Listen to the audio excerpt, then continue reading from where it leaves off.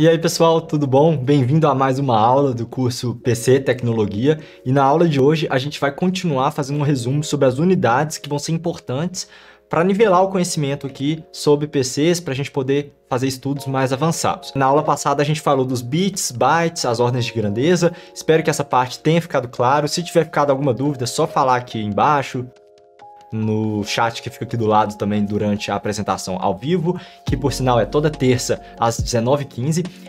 E também vamos continuar hoje com a revisão. Eu não sei se ficou bom, infelizmente já estou gravando, fazendo de novo com esse tablet de desenho. Perdoem minhas habilidades de desenho, mas vamos lá que eu vou tentar explicar um pouco mais sobre as unidades, e isso vai ser bom para fundamentar o conhecimento. Espero que vocês gostem. Então vamos para a aula.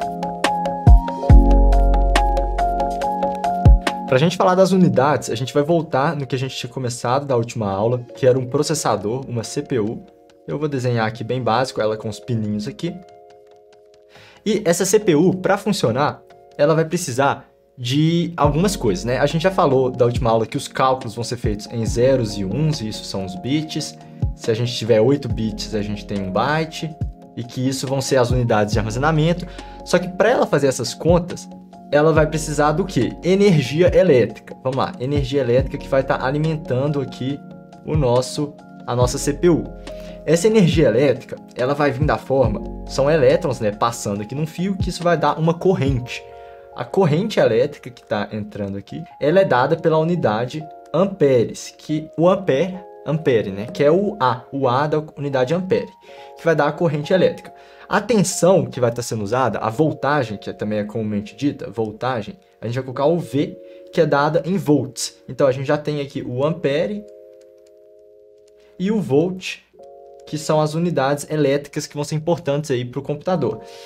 Para funcionar, um processador muitas vezes vai precisar, vamos lá, de 1,1, às vezes 1,3 volts, para poder estar ligado.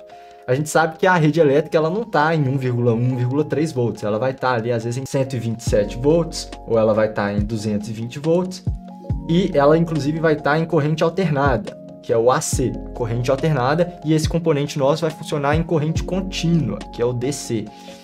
Para a gente ter essa comunicação toda, que vai mudar do alternado para o contínuo, que vai pegar essa tensão altíssima e passar para uma tensão menor para os componentes, é aí que vai entrar a fonte do computador, né? A fonte. Fonte do inglês a gente usa o termo PSU, que é Power Supply Unit. Eu vou deixar esse termo aqui também. Então vamos lá, a gente tem a fonte que vai ela vai ligar na tomada e também vai ter as proteções elétricas aí para os nossos circuitos. Isso eu já expliquei na aula anterior, mas só revisando a questão das unidades. Então a gente tem a tensão, voltagem, que está em volts, a gente tem a corrente, amperes, e a gente tem então que um produto da tensão pela corrente, o V vezes o A aqui, ou também a gente costuma usar muito, é o I na verdade, né? Eu falei o A aqui, eu acho que o certo é o I. O V vezes o I vai dar a potência que o nosso equipamento vai ter. A potência que é dada pela unidade watts, né? Tem gente que fala watts, tem gente que fala watts, eu prefiro falar watts, mas cada um fala aí do jeito que quiser, que é o W. E isso vai ser meio que a potência que o nosso equipamento está funcionando. A gente compra uma fonte, por exemplo, ela vai ter 400 watts, por exemplo, ou 400 watts. Essa vai ser a potência aqui, que é a nossa fonte máxima, que ela vai ser capaz de entregar para os nossos componentes. A fonte também, ela puxa uma potência maior. Se uma fonte estiver funcionando no talo ali, entregando o máximo para o computador de 400, ela provavelmente vai estar puxando aqui do computador, às vezes 480 watts, um valor a mais, porque ela tem uma perda de mais ou menos aqui, supondo nesse caso aqui, cerca de 80 watts que vão ser dissipados na forma de calor, ruído, que vão sair dessa fonte aqui. Mas beleza, então essas são aqui as unidades elétricas, a corrente, tensão, potência.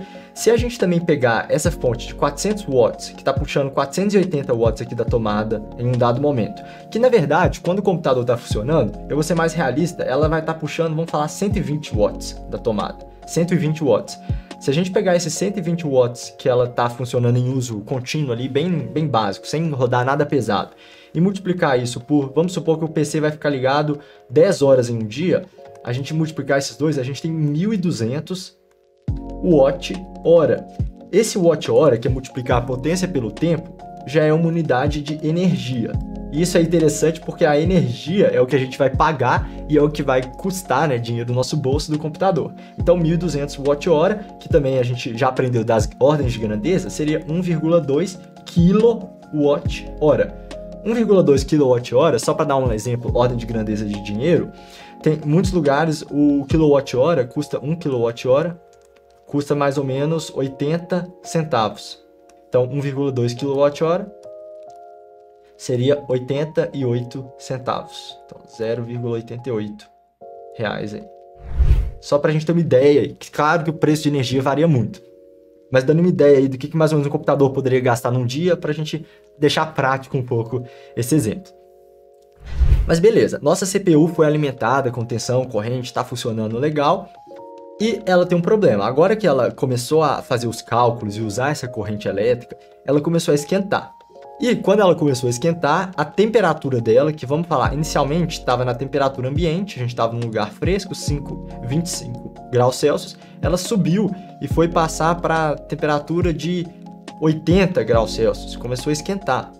O calor produzido aí pela corrente elétrica, igual uma resistência de chuveiro. A gente liga um chuveiro elétrico, a corrente elétrica passa na resistência do chuveiro e ele esquenta. Num processador não é diferente, a corrente elétrica passando ali também vai esquentar ele. Claro que o propósito do chuveiro e do processador são diferentes, né? O processador vai estar fazendo o processamento com essas informações, mas ele, como um efeito colateral, acaba esquentando. Para ele não esquentar acima aí de, às vezes, 95 graus Celsius, que pode danificar permanentemente algum componente, a gente vai utilizar ventoinhas, fãs, né? As ventoinhas, cooler no processador, fãs, ventoinhas, que vão dissipar essa temperatura, vão tirar calor do processador. E também uma unidade comum para se referir ao barulho que vai ser emitido por esses componentes é o decibel, que é uma unidade da pressão sonora que uma onda tem, né? O som, eles são ondas que se propagam aí no meio físico, no caso aqui, no ar, tem ondas se propagando, a minha voz mesmo, e essa pressão dessas ondas vai ter o decibel, que é uma unidade também que é importante a gente ter noção. Muitas vezes a gente vai ver ventoinhas falando 25 decibéis, aí outras vão falar 40, então a de 25 ela é mais silenciosa que a de 40, basicamente isso. Voltando para a temperatura, existem também outras unidades que a gente pode acabar encontrando. O Kelvin, ele é utilizado, que é a unidade absoluta, por exemplo, o 0 Kelvin, ele não é possível nem de ser atingido, ele é a temperatura zero mesmo, enquanto o 0 graus Celsius ele é possível, né? Existe o Kelvin, que é uma escala de temperatura absoluta, que inclusive o 0 Kelvin é o zero absoluto, e a gente tem também outra escala muito usada que é o Fahrenheit. E o Fahrenheit é muito usado nos Estados Unidos e tem uma conversão. Por exemplo, 25 graus Celsius, vamos jogar aqui no Google. Se a gente jogar aqui, ó, 25 graus Celsius são 77 graus Fahrenheit. Tem essa fórmula aqui que mostra a conversão, mas pode ser que você pegue um computador um dia que esteja escrito alguma coisa em Fahrenheit, é uma outra unidade aí de temperatura. Esse computador também, ele vai estar fazendo, então, várias contas em ciclos. Então, cada ciclo que ele vai fazer uma conta, por exemplo, passou um segundo, ele processou um 0 e 1. No outro segundo, ele processou outra informação. Então, ele vai fazendo as contas dele lá nos circuitos e ele vai fazer essas contas por um número de vezes por segundo. Esse número de vezes por segundo que um processador faz as contas é chamado de Hertz. Hertz é a frequência de operação aí de algum componente. Isso a gente tem frequência de processador, placa-mãe, memória RAM, tudo tem frequência de operação. O Hertz vai ser uma unidade que vai ser dada em ciclos, que é um ciclo por segundo, é 1 por segundo. Ou seja, se a gente tem um processador funcionando aí, vamos pegar um exemplo real, 4 GHz. O que significa isso? O giga a gente já sabe que é o bilhão, então, ou seja, ele vai fazer 4 bilhões, aqui ó, 000, 000 ciclos por segundo. Ou seja, ele vai conseguir fazer mais operações. Se a gente pega o mesmo processador, um tem 4 e o outro está funcionando com 4,1 GHz, esse de 4,1 GHz, ele vai ser capaz de fazer mais contas, porque ele está funcionando em mais ciclos por segundo. Só para deixar claro e não criar uma confusão aqui, maior frequência é sempre melhor, mas para um dado processador. A gente pode ter um processador com uma frequência menor que outro e mesmo assim com um desempenho melhor, porque aí entra a questão de arquitetura do processador, muitos outros detalhes que a gente ainda vai falar nesse curso, mas só a frequência de um processador é uma informação muito pouco útil para saber o desempenho dele.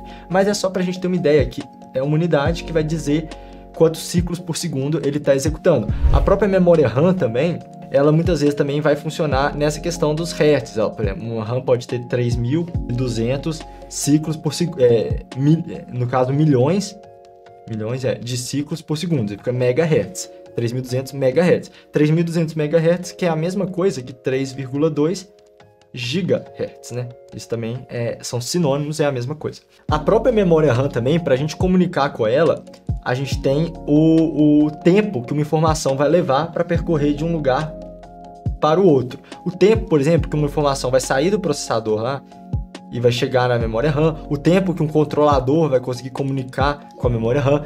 Por exemplo, da memória RAM, a gente tem um tempo que é o CL, que é o Cache Latency, que é um tempo que ele é dado em milissegundos, por exemplo, 19 milissegundos. Mili, um valor pequeno, é 0,001, 10 a menos 3. E segundos é a unidade que a gente já conhece de tempo. Ou seja, vai demorar 0,019 segundos para uma informação sair de um lugar e chegar em outro. Então o tempo também é uma unidade, né, em segundos que a gente vai usar junto com os prefixos aí para alguns componentes do computador. Dentro do nosso processador também, a gente tem aqueles componentes que eu já falei na última aula, que são os transistores, né? E esses transistores, eles também têm uma outra unidade que todo mundo já conhece, mas é legal falar que são dados em metros, mas são nanômetros. Um transistor, ele tem, às vezes, por exemplo, 14 o N antes metros. Nanômetros, a gente fala nanômetro também, ele é uma unidade muito pequena. Um nano é 10 elevado a menos 9, ou seja, 14 vezes 10 elevado a menos 9 metros, que seria igual a 14 nanômetros.